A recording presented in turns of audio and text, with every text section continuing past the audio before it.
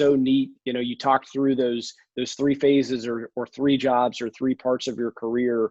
And I think what would be interesting to hear is about how those blocks kind of complemented each other. The things you learned, teaching, and how that enabled you to be a planner, and the things that you learned planning that enabled you to be a leader, and the things that you learned about a leader that made you a better planner. How do those things interact? Yeah. What are the top things that you learned, that kind of see their way through?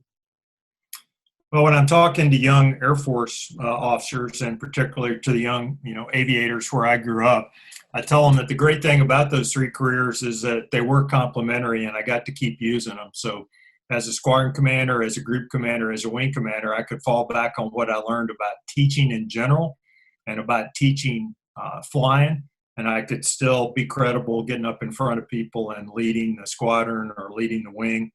Or flying combat missions in Afghanistan, because I had 12 years of solid reps put in that I could fall back on later in my career.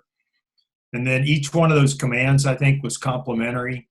I think looking back, particularly from being a wing commander, being able to look down and think about a squadron command and think about what those squadron commanders were working through and thinking what I worked through. I came pretty close to getting fired in my first weeks as a squadron commander, and always keep that in mind when I'm sitting down and talking to a squadron command, which is kind of battalion command level for us. And then those details of learning what it takes to really make a wing work were important when I was planning the future of the Air Force.